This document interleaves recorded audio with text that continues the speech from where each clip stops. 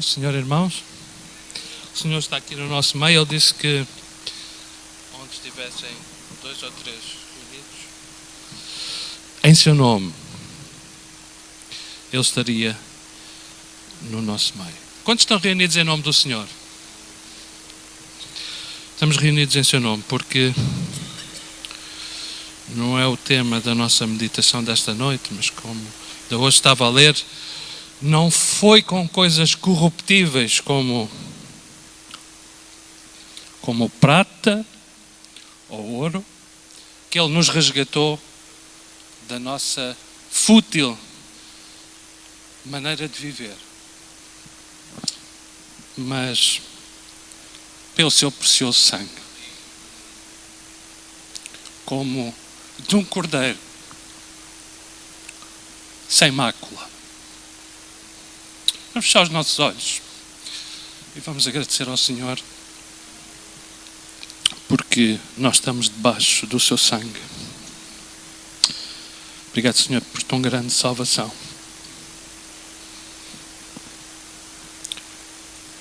Nós não somos dignos, eu não sou digno, mas tu morreste por mim, sendo eu ainda pecador.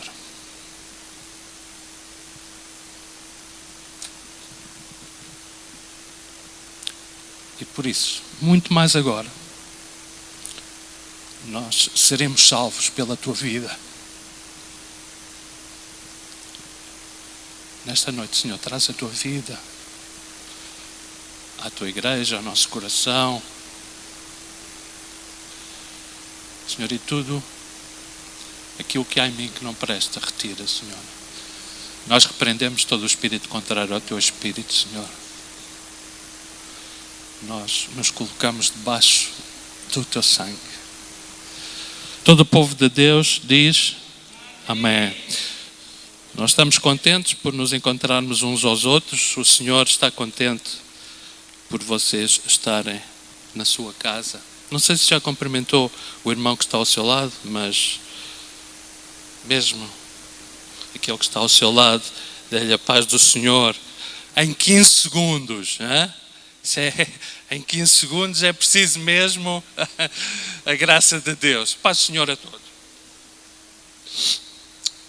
Amém.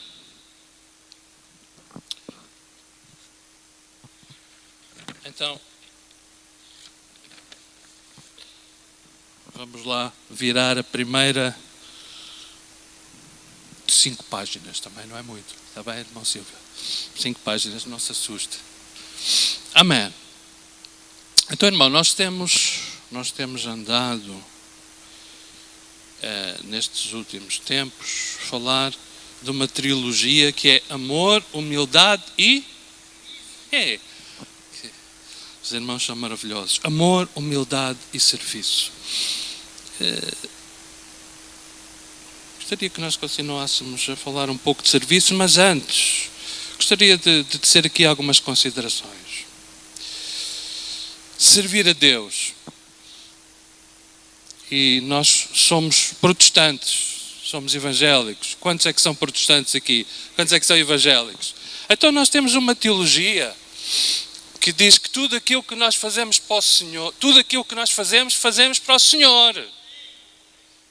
Não só aquilo que fazemos dentro do templo, das paredes do templo, mas aquilo que fazemos todos os dias.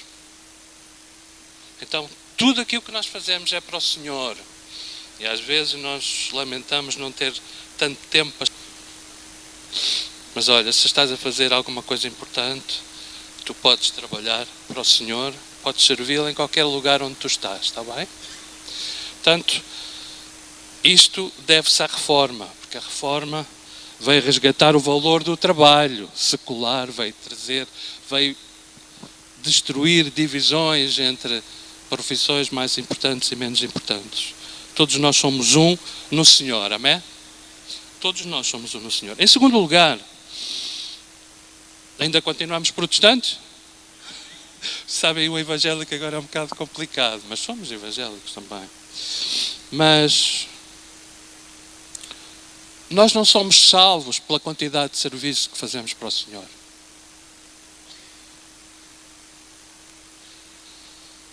Nós não somos salvos pelas obras. Nós somos salvos pela fé em Cristo Jesus.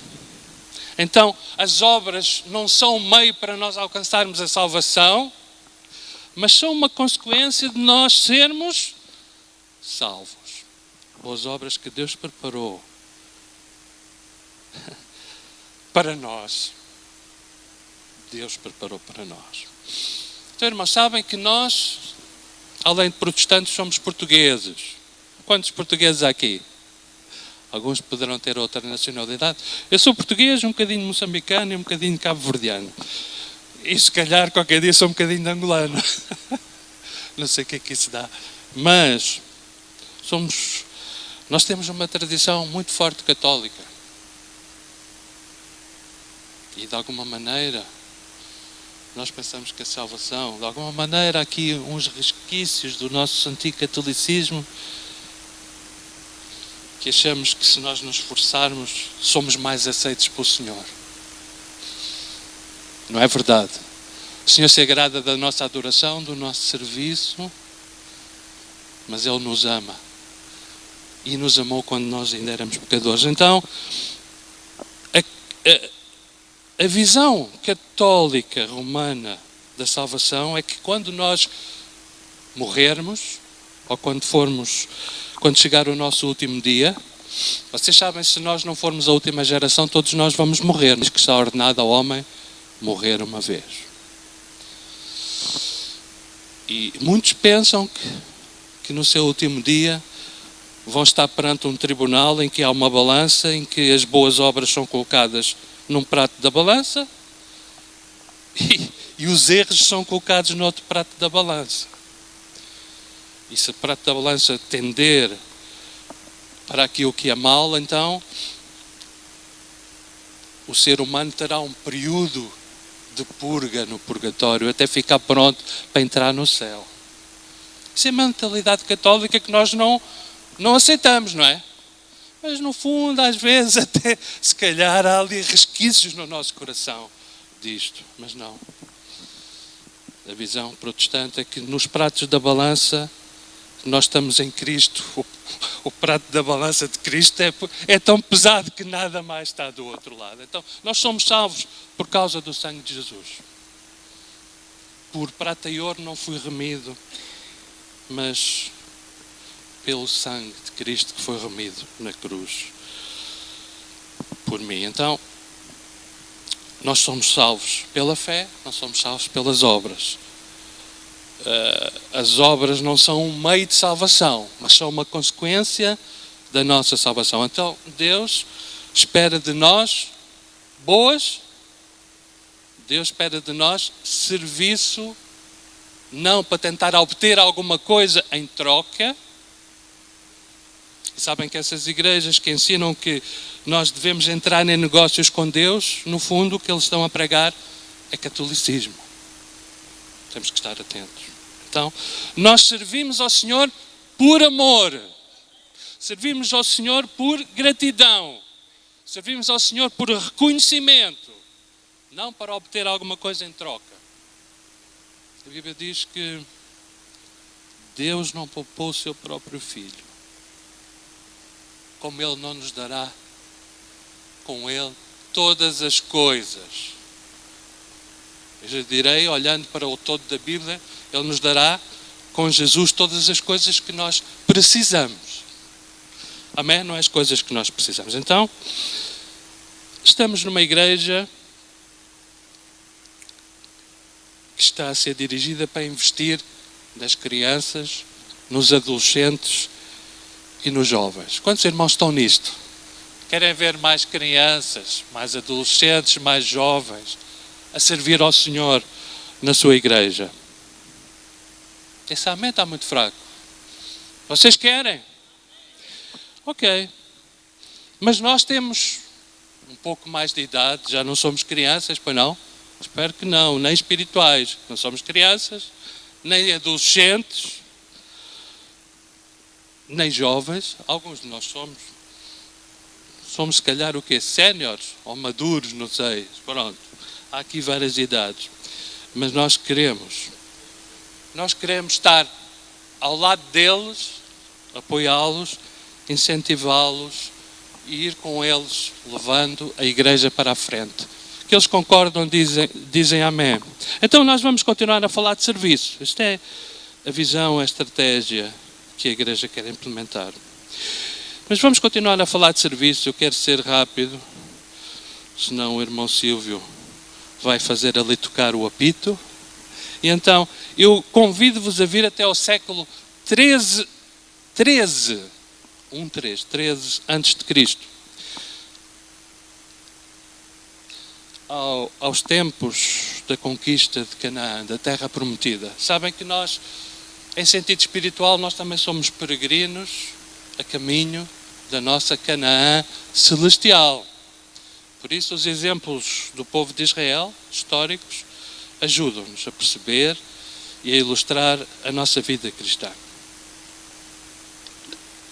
Século 13 a.C., onde o povo estava a entrar, vagueou pelo deserto, estava prestes a conquistar, a tomar posse da terra de Canaã. Sabem que eles eram também um grupo bastante heterogéneo, isto é, misto.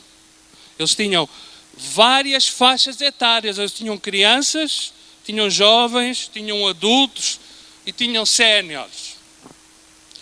E também, eu ainda não disse qual é a passagem, já vou dizer.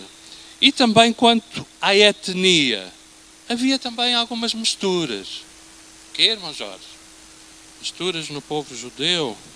Sim, é verdade.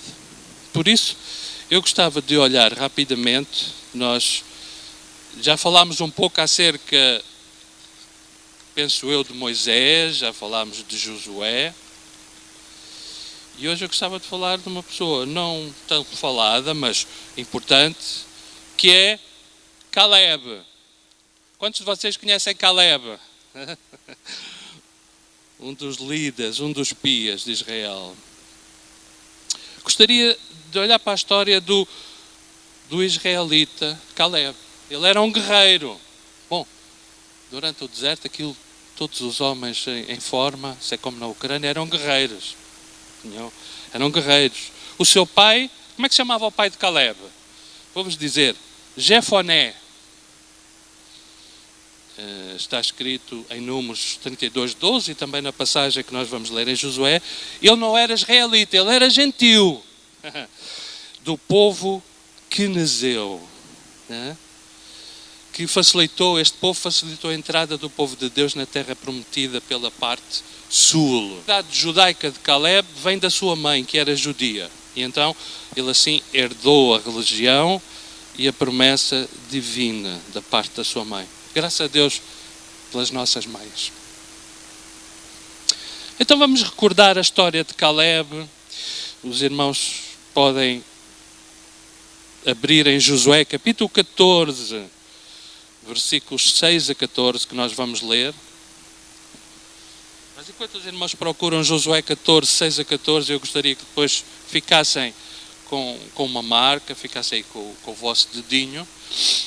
Só recordar quando Moisés enviou os 12 delegados, ou 12 espias da tribo de Israel a espiar Canaã, Caleb foi o escolhido, ou foi o delegado de Judá.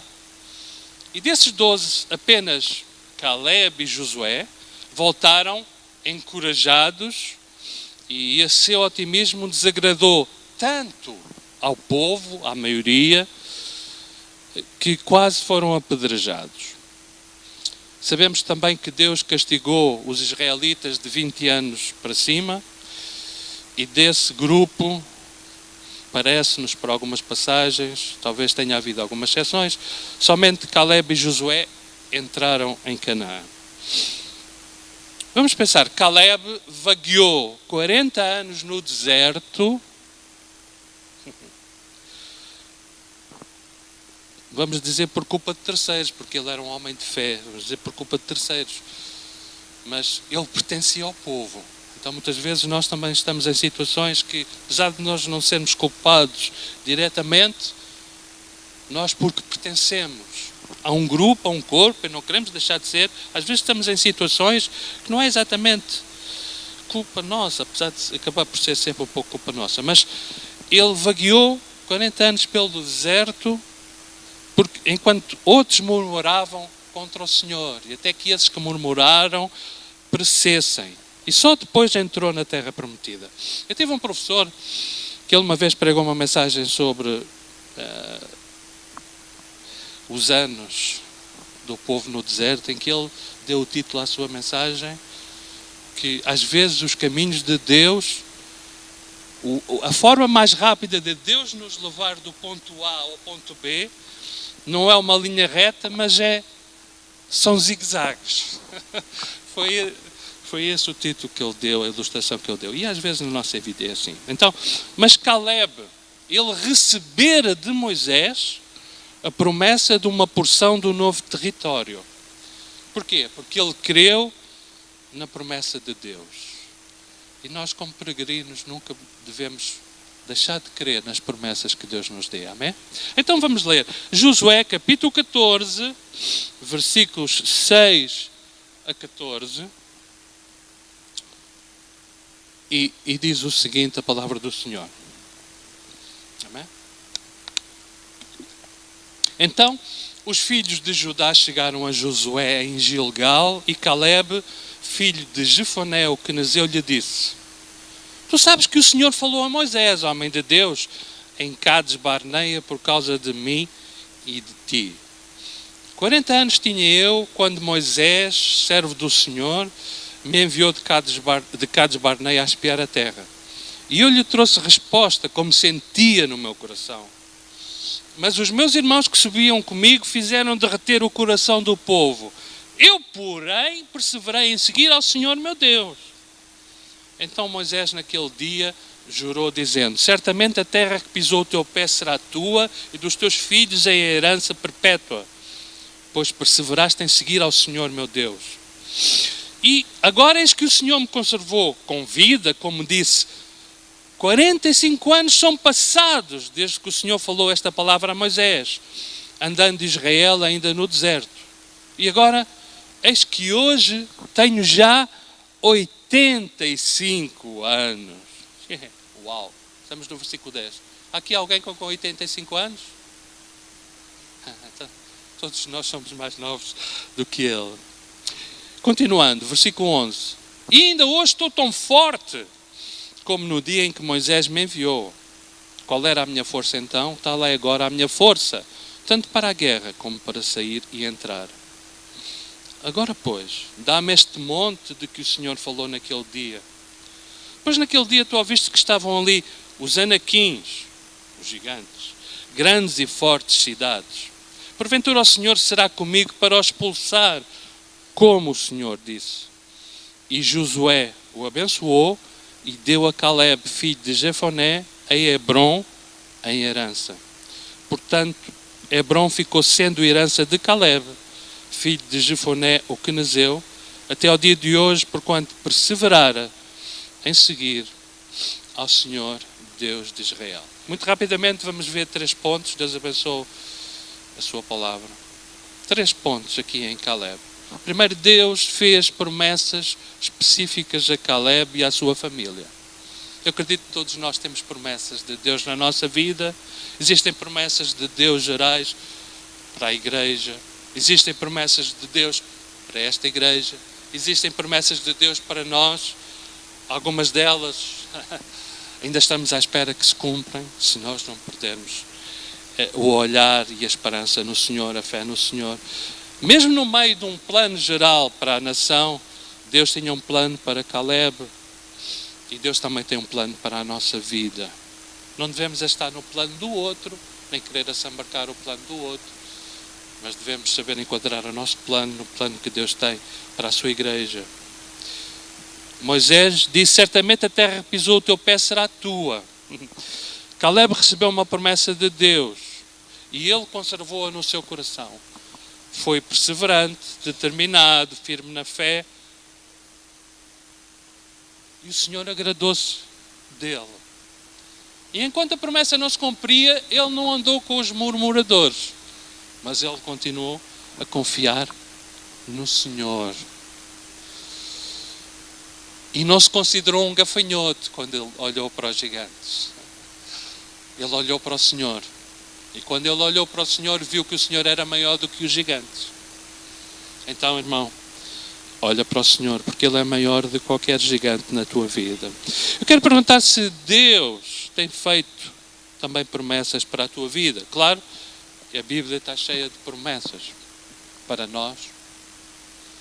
Mas às vezes Deus faz-nos também promessas específicas para nós. E o que eu pergunto nesta noite, ou que Deus nos pergunta nesta noite, o que é que nós temos feito com essas promessas de Deus? O que é que eu tenho feito com essa promessa de Deus? Irmão Silvio, o que é que tem feito com as promessas que Deus tem feito? Bom, segundo ponto, entretanto, o tempo passou.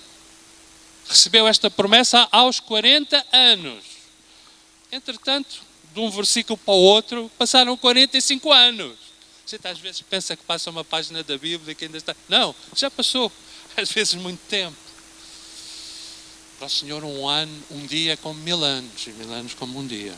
Então, muitas coisas aconteceram desde os 40 anos até aos 85 anos. Talvez ele tenha pensado muitas vezes, será que eu devo desistir? Ou devo prosseguir para o alvo? Será que já não tenho idade para aguentar a caminhada até a terra prometida? Ou vou continuar a perseverar no Senhor? Pelas palavras dele, parece que ele ainda tinha muita força nas pernas. Mas alguns de nós já não têm assim tanta força nas pernas. Às vezes somos tentados a desistir. Mas a Bíblia diz que aquele que perseverar até ao fim. Será? Ok. Agora com 85 anos. É chegado o momento da distribuição da terra. Moisés não entrará na terra prometida. Josué assume a liderança.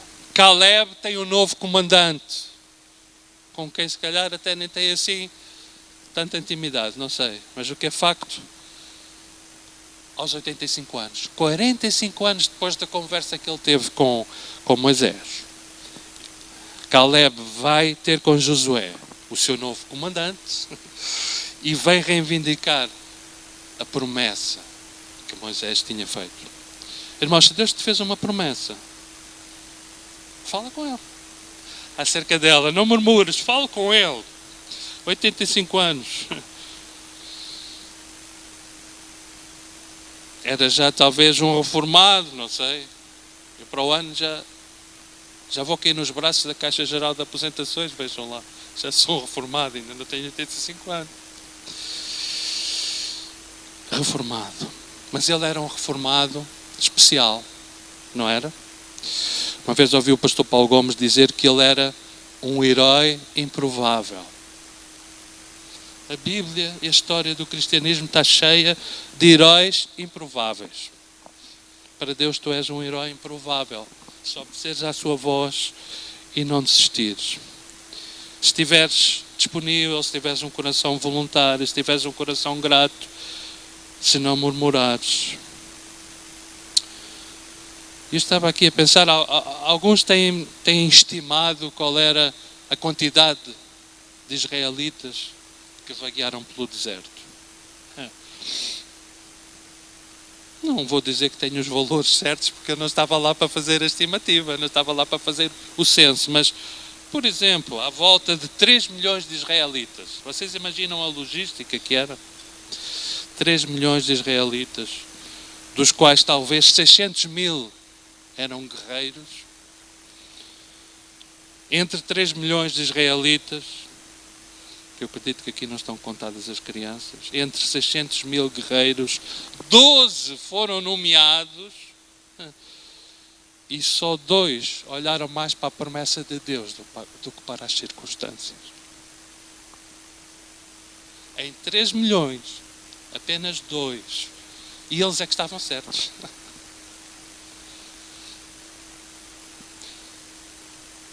Eu gostava de ser um Caleb.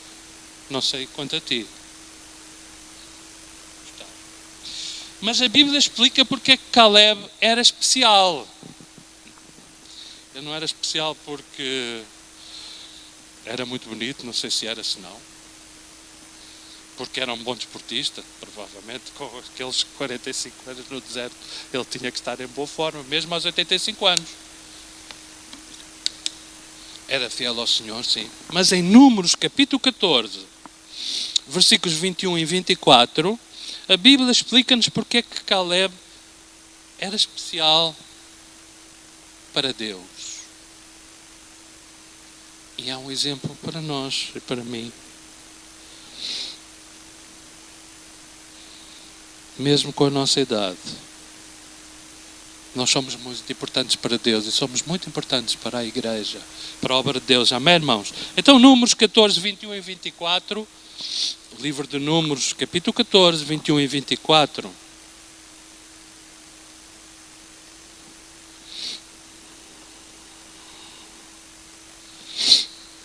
Deus fala a Moisés e diz: porém, tão certamente como eu vivo e como a glória do Senhor encherá toda a terra, e que todos os homens que viram a minha glória e os meus sinais que fiz no Egito e no deserto, e me tentaram estas 10 vezes, e não obedeceram à minha voz, não verão a terra de que a seus pais jurei, e nenhum daqueles que me provocaram a verá. Porém, o meu servo Caleb, porquanto nele houve outro espírito. Algumas traduções dizem um espírito diferente.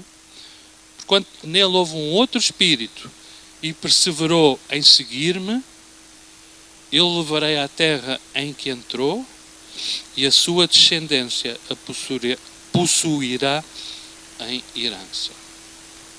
Então, o que é que tinha Caleb de especial? Ele tinha um espírito diferente que o levava a perseverar no serviço do Senhor. Nós também temos o Espírito Santo que o mundo não pode receber, porque não o vê nem o conhece. Mas vós o conheceis porque habita convosco e estará em vós. João 14, 17. Nós somos o templo do Espírito Santo, verdade? Quantos acreditam nisto e quantos sabem isto? Não são estas paredes que são o templo do Espírito Santo, somos nós. O mundo não pode receber, mas vós o recebereis, o conheceis, porque habita convosco, mas ele não habita só connosco, ele está em nós. Não é só estar com, está em nós. Amém? Obrigado, Senhor. Então, este Espírito não tem como propósito principal, ou não tem como propósito guiar-nos a um emocionalismo intermitente e imaturo, a um emocionalismo que é bom de retiro, mas que saímos do retiro e voltamos à mesma vida.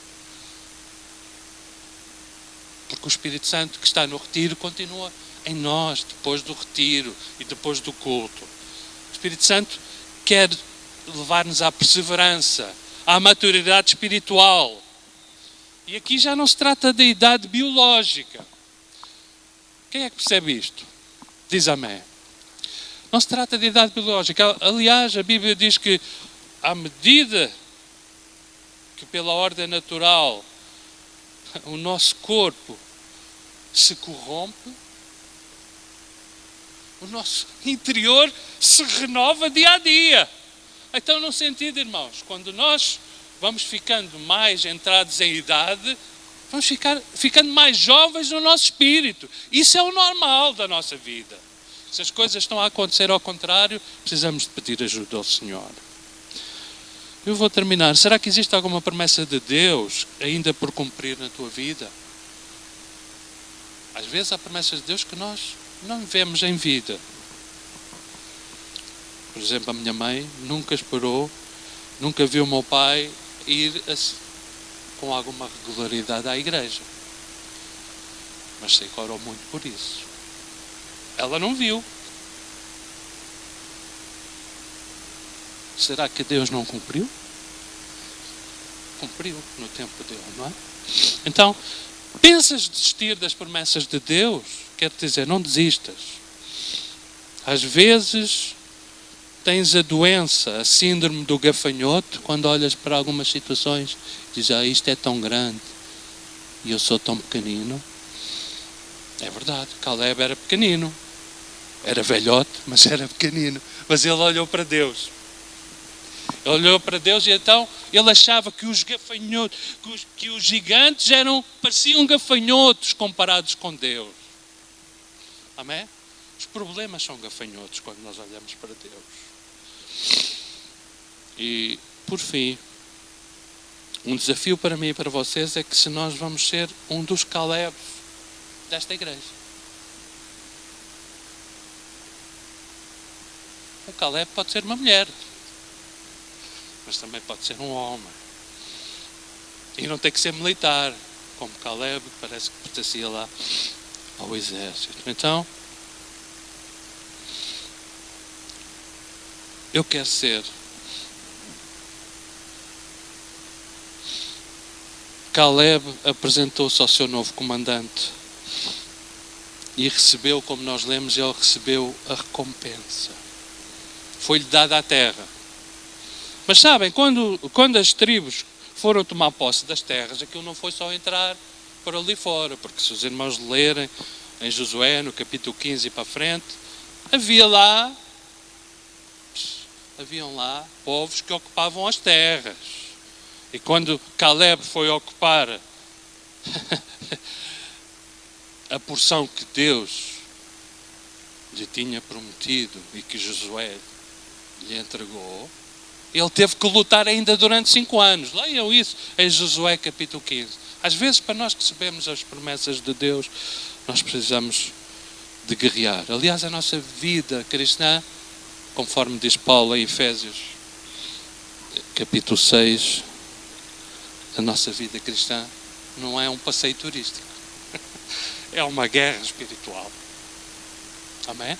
Então, mas nós, com a idade que nós temos, Deus deseja que nós continuemos perseverantes, continuemos com fé nele, imitemos Caleb, conquistemos a nossa terra prometida e renovando na nossa mente os sonhos que para alguns parece que já estão perdidos, mas não estão perdidos. Isaías 40:31 diz que os que esperam no Senhor renovarão as suas forças e subirão com asas como águias. Correrão e não se cansarão, caminharão e não se fatigarão. Sabem, Caleb não esperou no Senhor, não foram 4 semanas. Não foram 40 meses. Foram 45 anos e depois ainda teve mais meia dúzia de anos ainda em guerra lá nos seus territórios. Às vezes no nosso território nós precisamos de lutar contra nós próprios, contra o mundo e contra o diabo para ganhar a vitória. Então o que é que nós estamos dispostos a enfrentar por Jesus? A missão de Caleb, de Josué, do povo era conquistar Canaã e implantar o reino de Israel. Nós hoje também temos uma missão, que é estabelecer o reino de Deus aqui na terra. Estabelecer o reino de Deus em Lisboa. Não podemos levar a vida cristã na desportiva. Precisamos de viver uma vida de compromisso, de devoção ao Senhor, mais do que arrepios, mais do que lágrimas momentâneas. Precisamos de assumir um compromisso de fazer Deus conhecido à nossa volta. Batizando, fazendo discípulos e batizando-os em nome do Pai, do Filho e do Espírito Santo. Depender da palavra e da oração, que vai gerar determinação nos nossos corações. Então, deste modo, nós seremos Calebes, venceremos os inimigos e conquistaremos a terra prometida. Vamos fechar os nossos olhos. Peço desculpa se me estendi um pouco, mas eu só queria fazer uma pergunta. Tu queres ser um Caleb nesta igreja? Enquanto nós estamos de olhos fechados, eu quero pedir que tu fiques em pé. Olha, eu já estou em pé. Senhor, nós acreditamos que tu estás aqui, Senhor.